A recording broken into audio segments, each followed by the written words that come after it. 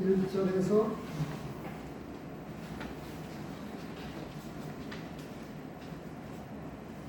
10절까지입니다. 2장 1절에서 10절까지입니다.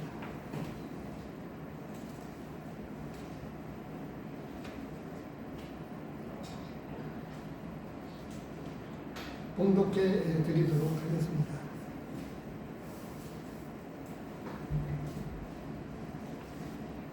(14년) 후에 내가 바나바와 함께 디도를 데리고 다시 예루살렘에 올라갔나니 계시를 따라 올라가 내가 이방 가운데서 전파하는 복음을 그들에게 제시하되 유력한 자들에게 사사로이 하는 것은 내가 다름질하는 것이나 다름질하는 것이 헛되지 않게 하려 합니다. 그러나 나와 함께 있는 헬라인 디도까지도 억지로 할례를 받게 하지 아니하였습니다. 이는 가만히 들어온 거짓 형제들 때문이다. 그들이 가만히 들어온 것은 그리스도 예수 안에서 우리가 가진 자유를 엿보고 우리를 종으로 삼고자 함이로되 그들에게 우리가 한시도 복종하지 아니하였으니 이는 복음의 진리가 항상 너희 가운데 있게 하려 합니다. 유력하다는 이들 중에 본래 어떤 이들이든지 내게는 상관이 없으며 하나님은 사람을 외모로 취하지 아니하시나니 저 유력한 이들은 내게 의무를 더하여 준 것이 없고 도리어 그들은 내가 무할례자에게 복음 전함을 맡은 것이 베드로가 할례자에게 맡은 것 같은 것을 보았고 베드로에게 역사하사 그를 할례자의 사도로 삼으시니가 또한 내게 역사하사 나를 이방인의 사도로 삼으셨느니라. 또 기둥같이 여기는 야고보와 게바와 요한도 내게 주신 은혜를 알므로 나와 바나바에게 친교의 악수를 하였으니 우리는 이방인에게로 그들은 할례자에게로 가게 하려 함이라. 다만 우리에게 가난한 자들을 기억하도록 부탁하였으니 이것은 나도 본래부터 힘써 행하여 왔노라. 오늘 본문의 말씀을 가지고 복음의 진리 안에서 살라 라고 하는 제목으로 이 말씀을 상고하겠습니다.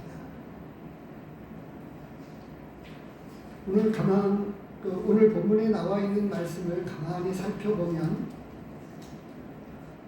어떤 메시지를 하고 있습니까?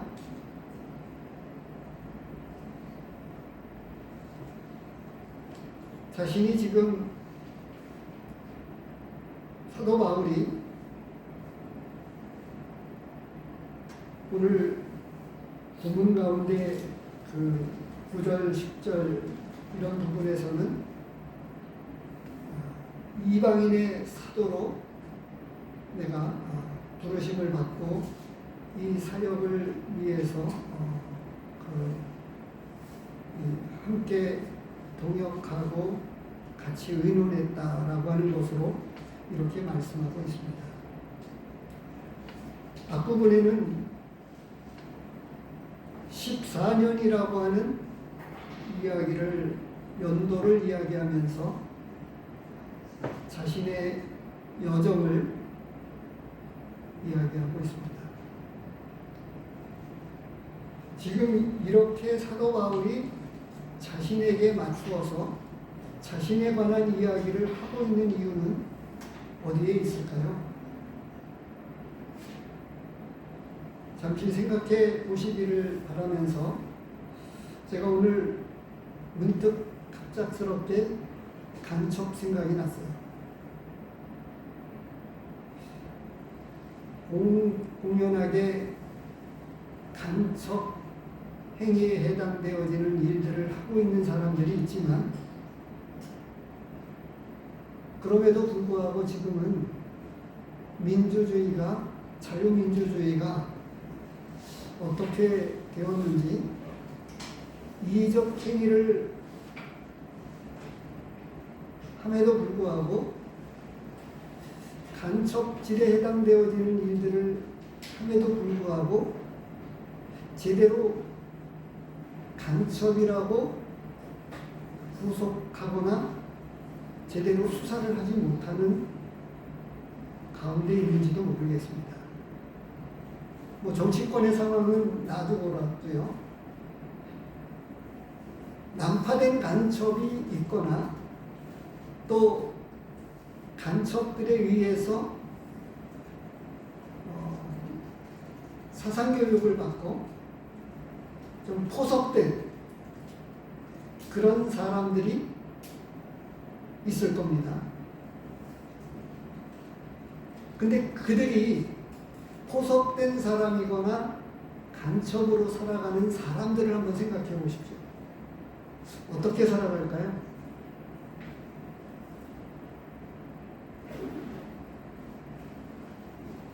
난 몇 장 몇 절인 걸 잊어먹었어요. 갈라디아서 2장 1절에서 10절까지입니다. 2장 1절에. 예, 2장 1절에서 10절까지입니다. 예. 간첩은 어떻게 살아갈까요? 겉으로 볼 때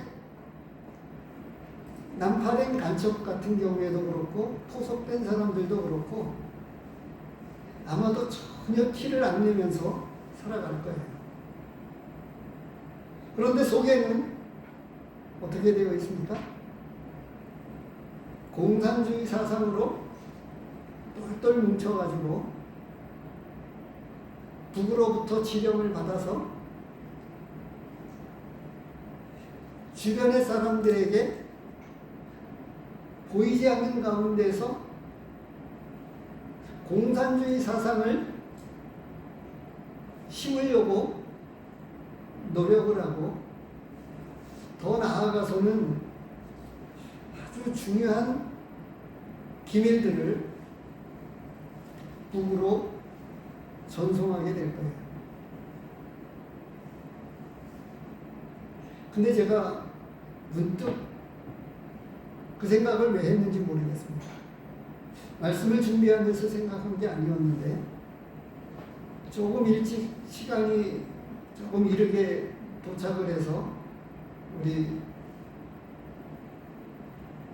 서은진 형제님 픽업하러 갔다가 기다리면서 문득 간첩 생각이 난 거예요.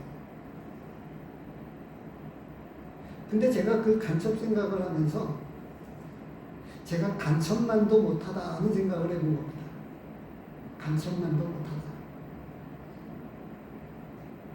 간첩은 할 수만 있으면 자신의 주변의 사람들을 포섭하려고 하고, 더 나아가서 중요한 기밀들을 어떻게든지 뽑아내려고 지금 아주 사소한 것마저도 사회 가운데에 흐르고 있는 일반적인 그 흐름들을 두 개 다 보고할 겁니다. 사람들은 지금 이전과 같이 멸공이라든가 간첩 신고라든가 이런 것들에 대해서는 이미 이제 그 별로 사람들의 생각에서는 많이 지워졌다. 그래서 심지어는 북한을 탈북한 사람 가운데에는 유튜버에 그런 내용이 있습니다. 이 난파 간첩을 교육하고 또 그 중요한 일들을 감당했던 사람이 탈북을 해서 지금 우리나라에는 간첩이 많아도 너무 많고, 그리고 이미 정치권 세력 안에 수많은 사람들이 포섭되어 있다라고 하는 이야기를 하고 있습니다.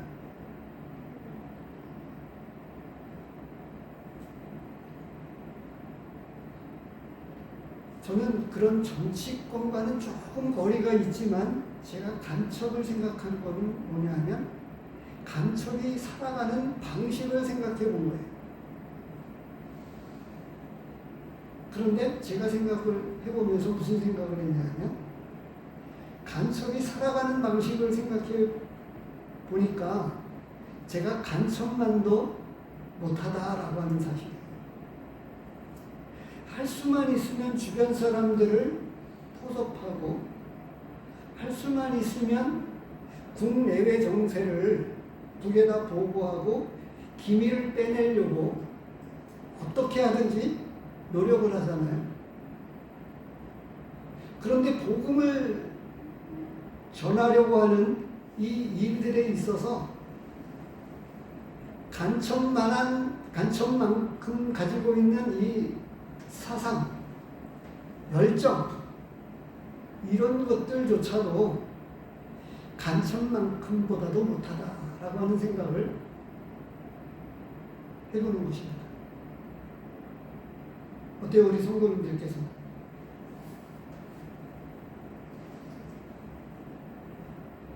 저는 지금도 이 정치적 현상을 놓고 보면서도 나라와 민족을 위해서 기도하는 숨어있는 신실한 믿음의 사람들이 정말 염려하면서 나라와 민족을 위해서 기도하고 있지만, 그러나 아직 우리나라는 큰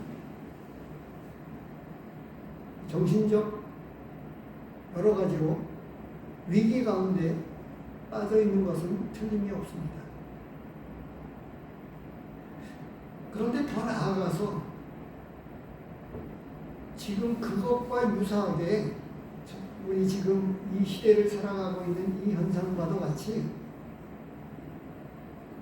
시작을 하면서 찬송을 부르면서 좀 생각해 봤으면 좋겠다라고 말씀을 드리고, 지난 시간에 이어서 계속 말씀을 드린 것과 관련하면 복음을 해방하고 또 변질시키려고 하는 사단의 전략이 있다면 무엇이 있겠느냐라고 하는 거예요.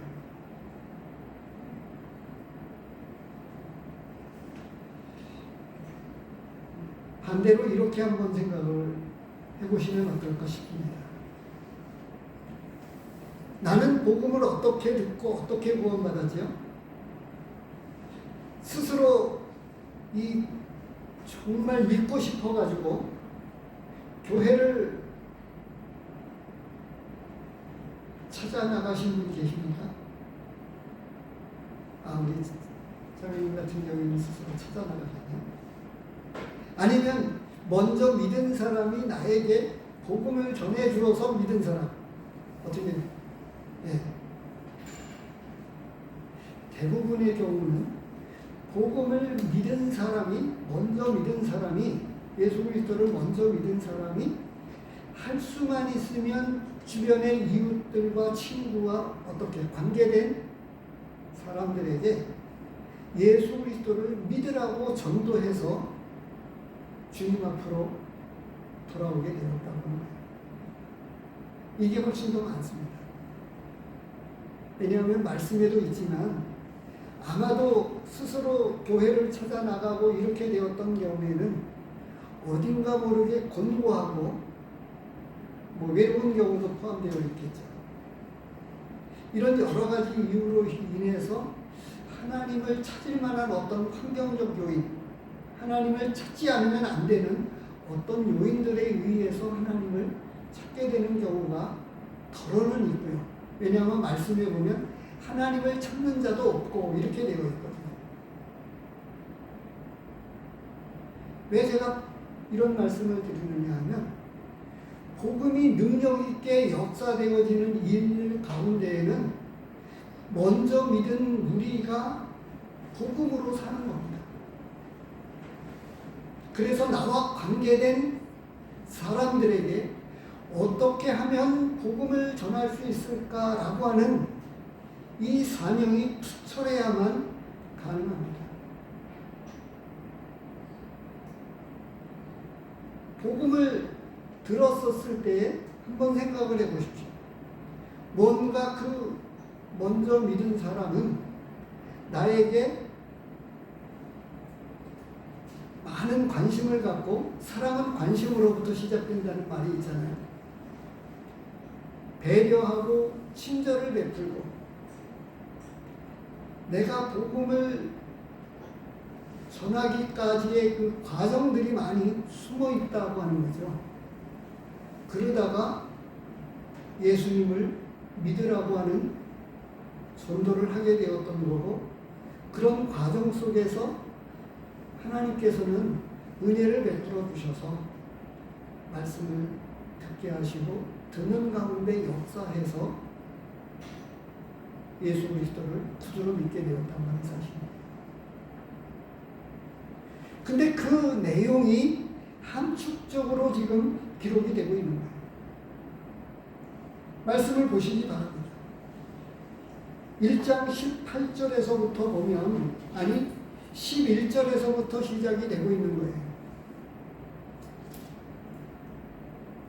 이제 내가 복음을 통해서 예수 그리스도를 믿고 나서는, 그 전에 복음을 알지 못했을 때에는 유대교에 깊이 빠져가지고 교회를 박해하고 믿었던 사람들을 죽이는 일에 앞장섰다라고 하는 고백을 하고 있어요. 그러다가 이제 은혜로 나를 부르신 이가 15절에 말씀하고 있죠. 어머니의 태로부터 나를 택정하시고 은혜로 나를 부르신 하나님께서 예수 그리스도를 믿게 되는 특별한 방법으로 나타나셔서 믿게 되는 은혜를 입었다고 고백을 하고 있습니다. 이렇게 자신에 관한 이야기를 하는 것 가운데는 복음으로 인해서 그는 뒤집어진 삶, 변화된 삶, 새로운 삶을 살면서 전적으로 복음을 위해서만 살았습니다. 그래서 16절에 1장 16절에 이방의 복음을 전하기 위해서 하나님은 이렇게 부르셔서 예수 그리스도를 믿자마자 그는 이 뜨거운 열정 속에 이 복음에 붙잡혀서, 말씀에 붙잡혀서 이방인에게 복음을 전하는 일에 앞장섰다고 이야기를 하고 있습니다. 그리고 18절에 그 후 3년 만에 내가 게바를 방문하려고 이렇게 나오고 있는 거예요. 그리고 2장 1절에 14년 후에 다시 내가 예루살렘에 방문하게 되었다 이야기를 하고 있는 거예요.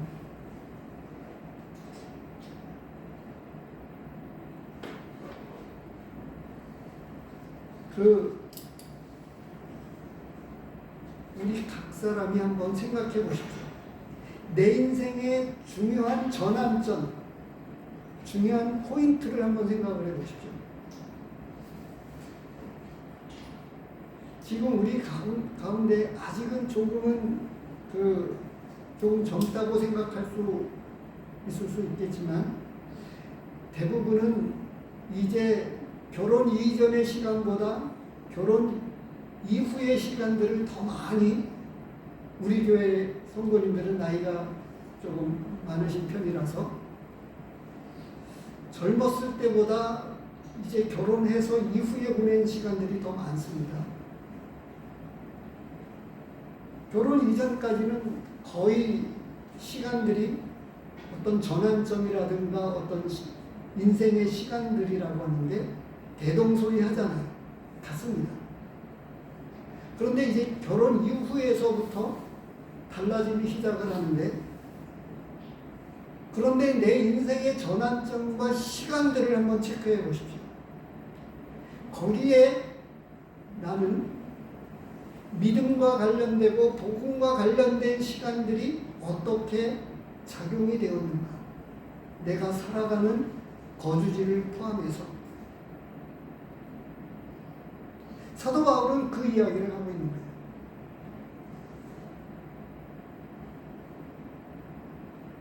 (3년) 만에 게바를 만나려고 예루살렘에 올라갔다고 하는 이야기를 하고 있는 거고, 그로부터 14년 후에 다시 예루살렘에 방문하게 되었다라고 이야기를 하고 있는데, 그 과정 속에 여전히 복음으로 말미암는 변화된 삶이, 아니 복음에 붙잡힌 바 돼가지고 이방인에게 복음을 전하는 일로 하나님이 부르셨다라고 하는 이 사명을 깨닫고 난 이후로는 전적으로 복음을 위해서 살았습니다.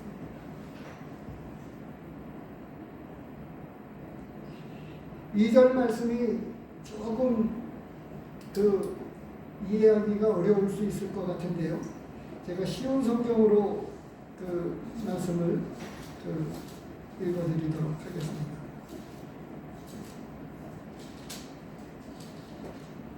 2절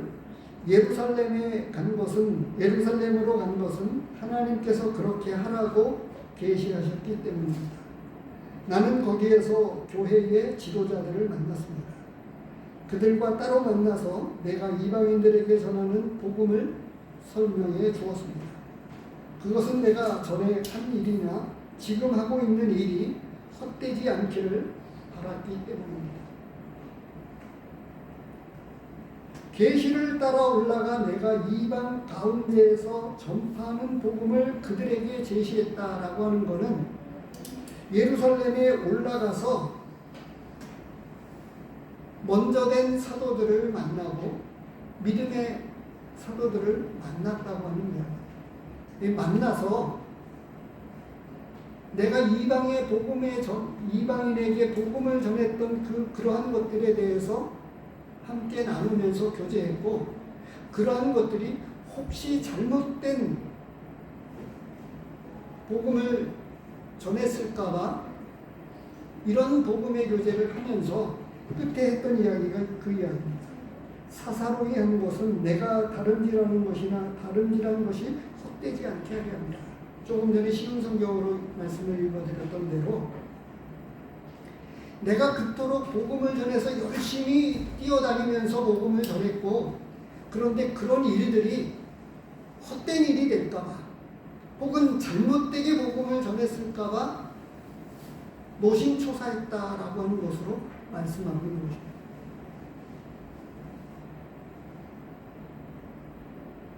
근데 그런 이야기를 하는 이유는 뭐냐면, 오늘 첫 번째로 우리에게 말씀하고 있는 것은 복음의 진리가 내 생애를 이끌어 가야 된다라고 하는 것입니다.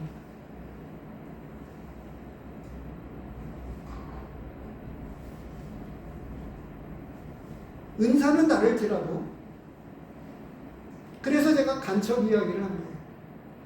이 말씀을 어떻게 전하면 내가는 깨닫게 되고 이렇게 되어지는데, 어떻게 하면 저도 그렇고 우리 모두가 이러한 말씀 앞에 어떻게 해야 될까라고 하다가 불현듯 갑자기 간첩이라고 하는 단어가 생각났고, 간첩이 살아가는 방식이 생각이 난 겁니다.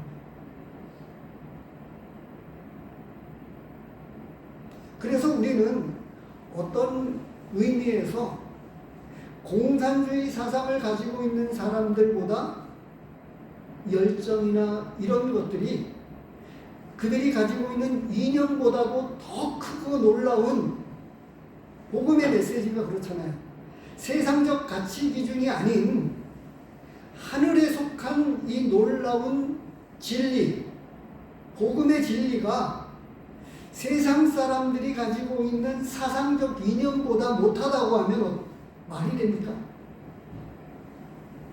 그런데 그들은 공산주의를 위해서 그렇게 살아간다라고 하는 거예요. 똑같이 살아가는 것 같아요.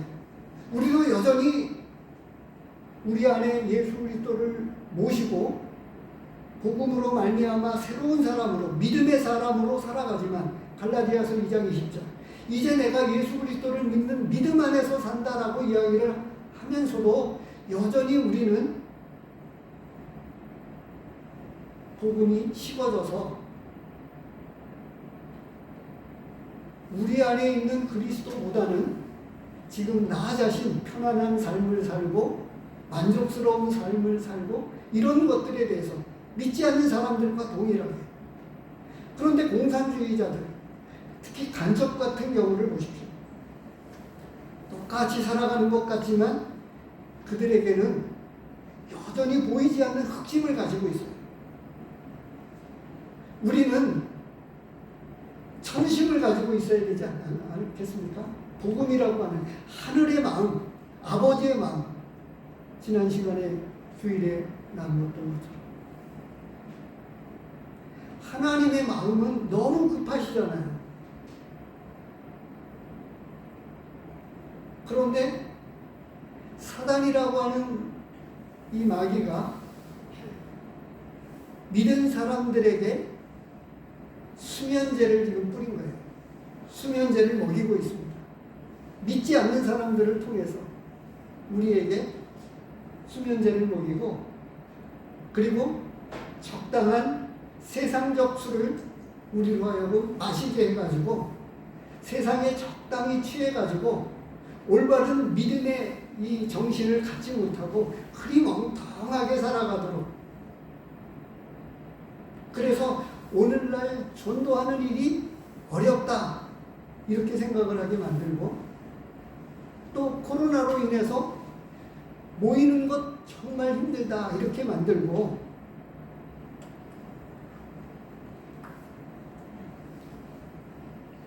이런 보이지 않는 세상 임금이 사회적 그리고 여러 가지 코로나 팬데믹이라고 하는 이런 특정한 상황 가운데에서 대면 예배를 드리지 못하게 하고 모여서 하나님의 말씀을 듣지 못하게 하고,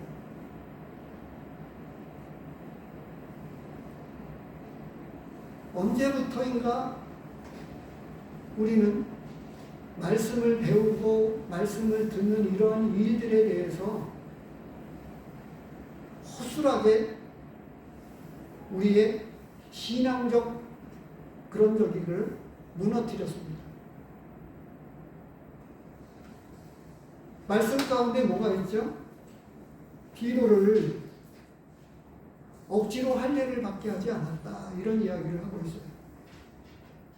그리고 오늘 이 본문 가운데서 무엇이 있냐면 5절 말씀을 보시기 바랍니다. 같이 읽도록 하겠습니다.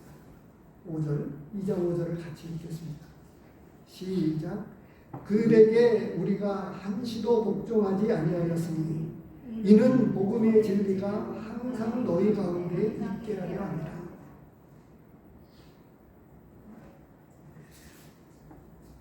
진짜 바르게 산다고 하는 것, 잘 산다고 하는 게 그걸 다르게 이야기해서 바르게 산다라고 이야기할 때 우리 믿는 성도들이 잘 사는 것, 믿는 성도들이 바르게 사는 것은 지금 이 2장 5절에서 말씀하고 있는 거예요.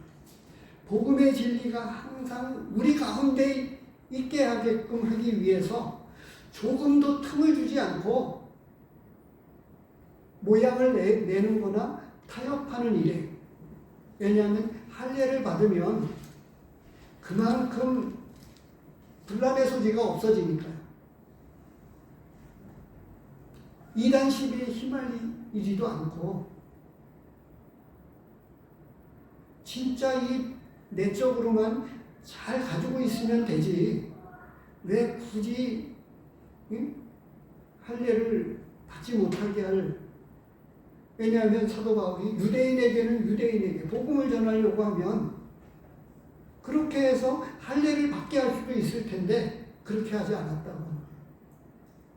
조금의 틈도 주지 않고 올곧게 항상 복음의 진리가 우리 안에 있게끔 하게 하기 위해서, 이게 오늘 메시지 가운데, 오늘 본문 가운데 핵심이 되는 말씀입니다. 5절 말씀.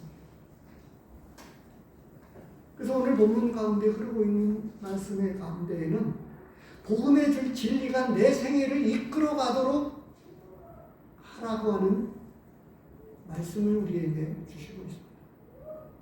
사도 바울이 자신의 생애를 가지고 이야기하고 있는 거예요. 그래서 인생의 중요한 시점들, 전환점들, 어떤 장소라든가 그것이 이제 거주지겠죠. 그리고 그 모든 목적들이 복음을 위해서만 맞추어져 있었어요.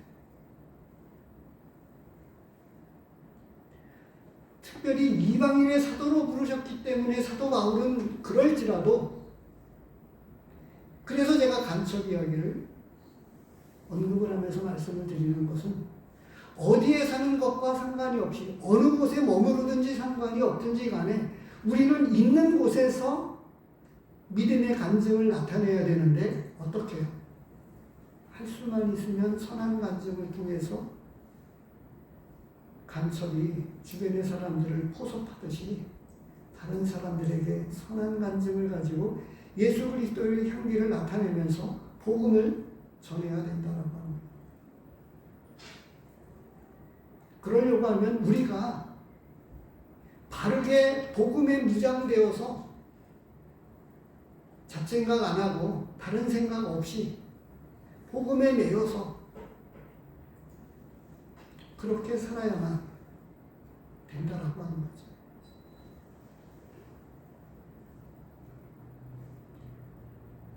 사단은 우리의 인간의 본성도 알고 우리의 약점을 알기 때문에 믿는 성도들이 잠에 취하고 세속에 취해서 적당하게 살아가도록 지금 수면제를 살포하고, 그리고 세상적 술을 퍼부어서 적당히 만족하면서 적당히 편안하게 살아가면 된다고 교회와 성도들에게 지금 무한히 많은 그런 것들을 살포해서 지금 어느 교회나 할 것 없이 잠들어가고 있고 세상에 취해가고 있습니다.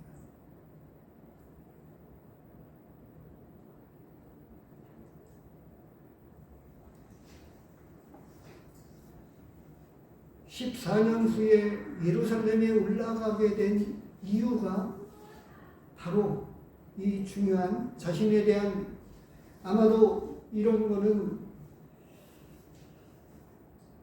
예루살렘에서 있었던 그 장로들의 회의, 사도들과 장로들이 모여서 회의했던 이 할례 문제로 인해서 회의했던 것에 대한 이야기를 하고 있습니다.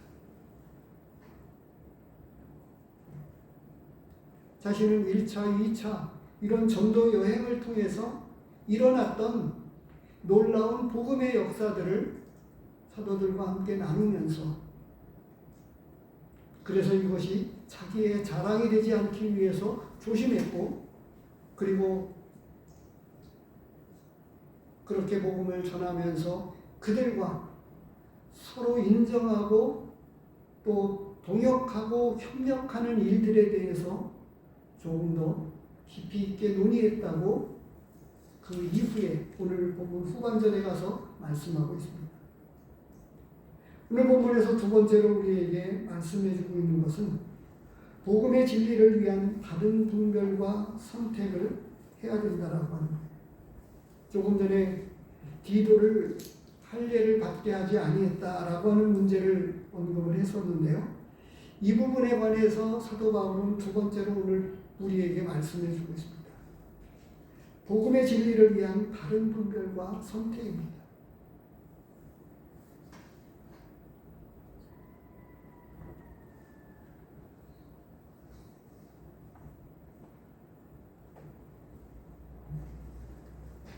여전히 주님도 그러하겠지만 저 역시도 어떤 때 그 가장 이 수요일에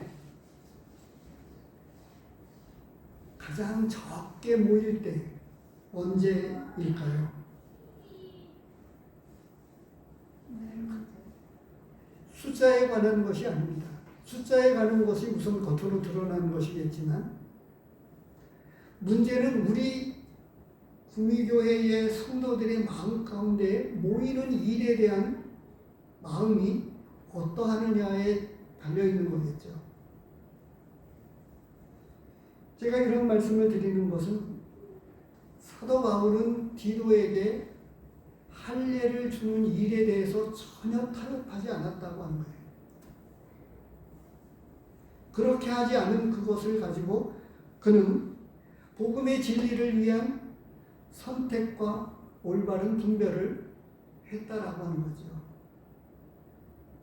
그리고 그걸 통해서 믿는 성도들이, 믿는 사람들이 어떻게 하나님 앞에서 살아가야 되느냐라고 하는 것에 있어서 전혀 타협하지 않았다고 하는 겁니다.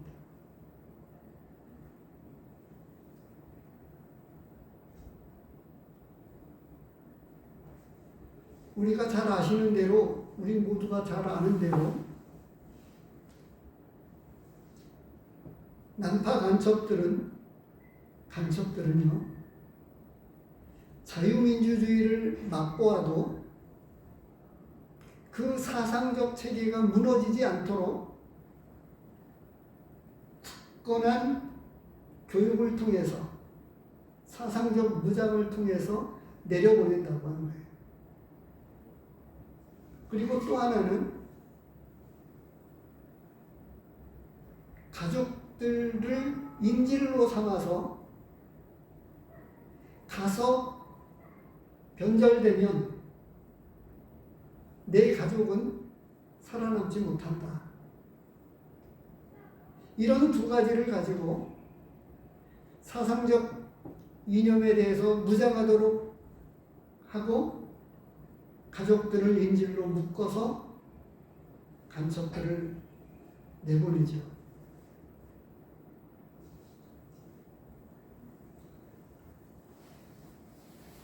사단은 우리에게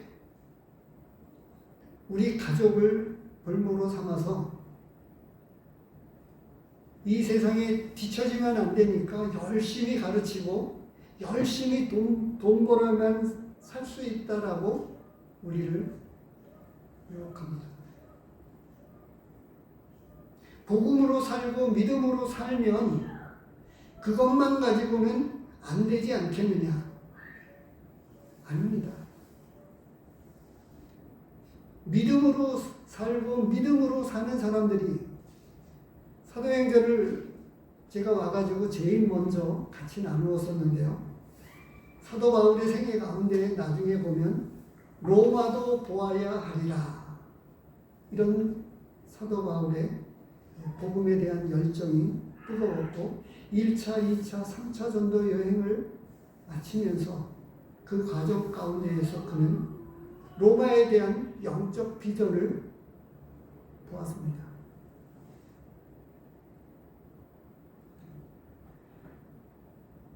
믿음으로 이 영적 비전을 가지면요, 제가는 뒤늦게 이제 말씀 안에 들어와서 한참 지나고 나서 보니까 후회가 되더라고요. 제가 제대로 조금 더 어려서 일찍 어떤 진리들을 잘 배웠다고 하면 신학 공부를 해가지고 그냥 거기서 마치는 게 아니고 군지 지원을 해서 나라에서 월급 받으면서 60만 중에서 이 부대에 들어가면 정기적인 주기적으로 군인들을 바꿔줍니다. 나라가 월급 주고 영혼들을 계속 바꿔주니까 복음을 전하는 일에 좋을 수 있어요.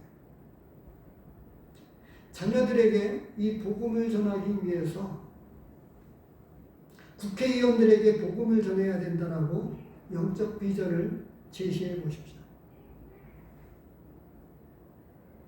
국회의원이 되지 않고서는 국회의원들에게 복음을 전할 수가 없습니다.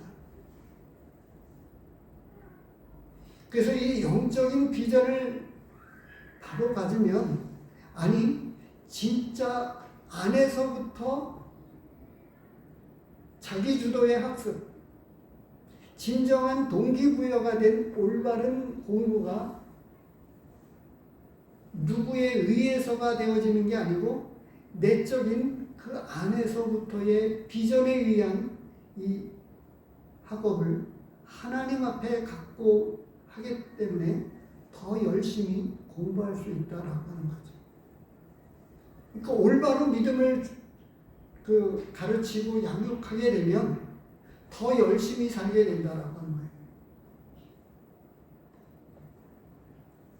우리는 영적인 바른 분별력과 선택을 통해서 아주 사소한 것 한 가지, 정기적인 집회에 빠지지 않고 주님의 이름으로 모이는 일에 최선을 다하는 이러한 자그마한 선택에서부터 영적인 비전에 이르기까지 영적인 영성을 가지고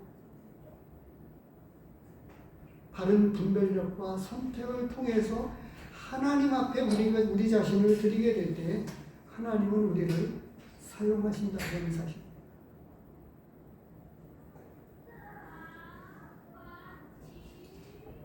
사도 바울은 이 복음을 위한, 복음의 진리를 위해서 선한 분별력과 선택을 하면서 비록 그것이 힘들고 어려웠지만 그 고난의 길을 마다하지 않았습니다. 고린도후서 11장을 잠시 보도록 하겠습니다.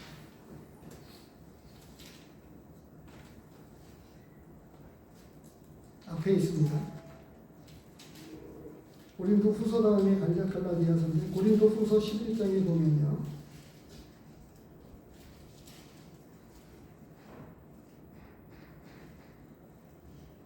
23절서부터 보겠습니다. 11장 23절. 그들이 그리스도의 일꾼이냐?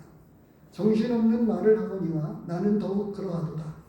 내가 수고를 넘치도록 하고 옥에 갇히기도 더 많이 하고 매도 수없이 맞고 여러 번 죽을 뻔하였으니 유대인들에게 40에서 하나가만 매를 5번 맞았으며 3번 태장으로 맞고 1번 돌로 맞고 3번 파선하고 일주야를 깊은 바다에서 지냈으며 여러 번 여행하면서 강의 위험과 강도의 위험과 동족의 위험과 이방인의 위험과 시내의 위험과 광야의 위험과 바다의 위험과 거짓 형제 중의 위험을 당하고 또 수고하며 애쓰고 여러 번 자지 못하고 줄이며 목마르고 여러 번 굶고 춥고 헐벗었노라. 이 외의 일은 고사하고 아직도 날마다 내 속에 눌리는 일이 있으니 곧 모든 교회를 위하여 염려하는 것이라. 이렇게 사도 바울은 복음과 교회를 위해서 노심초사 대간장을 우기면서 고난을 자초했습니다. 할례를 받게 하지 않고 스스로 고난을 자초하면서 이런 어려운 선택과 결정을 내리는 데에는 무엇이 있었겠습니까? 정말 영광스러운 하나님의 나라와 그 상급을 알기 때문에 그렇습니다. 오늘 본문은 세 번째로 우리에게 이야기를 하고 있습니다. 복음의 진보를 위해서 동역하고 협력하라고 말씀하고 있습니다. 오늘 본문 7절에서부터 보면 도리어 그들은 내가 무할례자에게 복음 전함을 맡은 것이 베드로가 할례자에게 맡음과 같은 것을 보았고 베드로에게 역사하사 그를 할례자의 사도로 삼으시니가 또한 내게 역사하사 나를 이방인의 사도로 삼으셨느니라. 또 기둥같이 여기는 야고보와 게바와 요한도 내게 주신 은혜를 알므로 나와 바나바에게 친교의 악수를 하였으니 우리는 이방인에게로 그들은 할례자에게로 가게 하려 함이라. 여기서 무슨 이야기를 하고 있습니까? 친교의 악수를 나누었다고 말씀하고 있어요. 그리고 그들은 사도 바울과 바나바는 이방인의 사도로 갔지만 야고보와 게바와 요한은 할례자의 사도로 가서 자기 동족 유대교에 속한 여러 유대인들에게 복음을 전하는 일에 그들은 앞장섰고 사도 바울은 이방인들을 위한 사도로 복음을 전하는 일에 앞장섰다고 말씀하고 있습니다.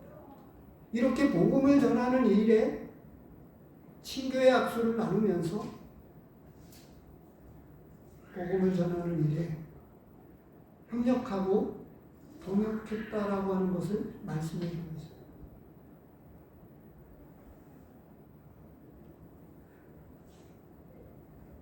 빌립보서 1장 말씀을 보겠습니다.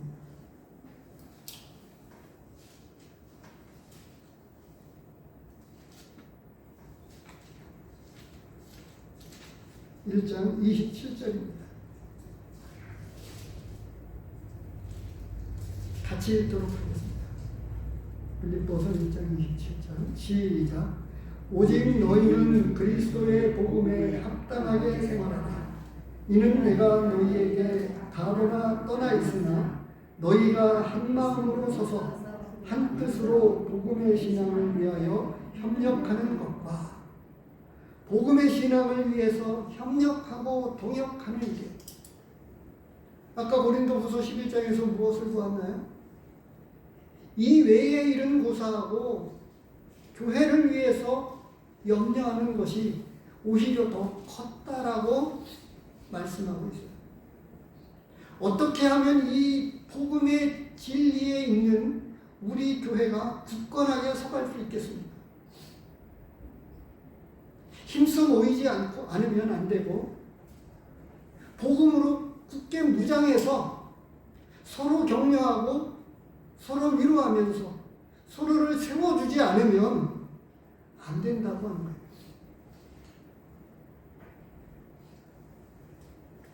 그래서 우리가 놓치지 않으면 안 됩니다. 우리는 이 복음으로 철저하게 무장되어서 오염되지 않게 복음이 훼손되거나 변질되어져 가도록 사단은 여러 가지로 유혹하고 있는 가운데 가장 큰 것, 이미 그것은 우리가 이미 많이 영향을 받았습니다. 저도 받고 우리 많은 성도들이 받아서 열정이 식었습니다.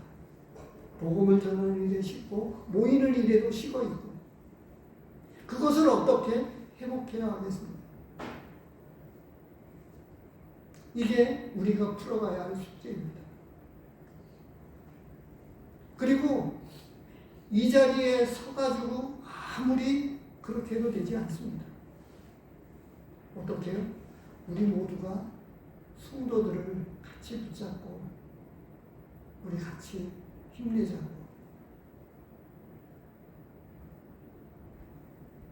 제가는 누워있는 우리 형제님을 생각하면서 무슨 생각이 더 드냐 하면 얼마 남지 않은 이 생애 가운데 그렇게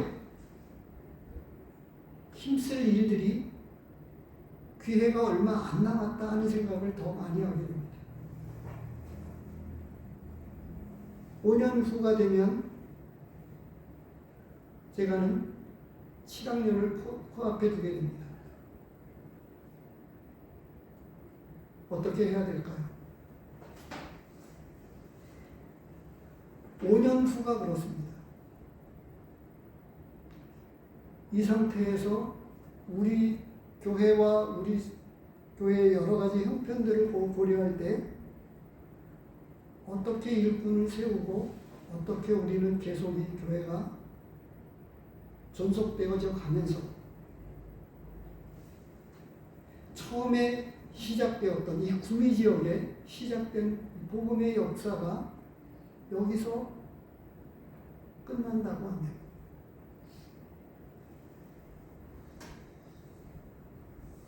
그런 일이 돌아오지 않도록 우리 모두는 정신을 차리고 깨워서 영적으로 무장해서 힘써 모이고 힘써 복음을 전하고 오늘 말씀을 정리하면서 마치겠습니다. 복음의 진리 안에서 살라 라고 하는 이런 제목으로 첫 번째로 우리에게 주신 말씀은 복음의 진리가 내 생애를 이끌어 가도록 해야 합니다. 두 번째로 복음의 진리를 위한 바른 분별과 선택을 해야 합니다. 세 번째로 복음의 진도를 위해 동역하고 협력해야 합니다. 서로 붙들어 주어야 합니다. 기도하겠습니다.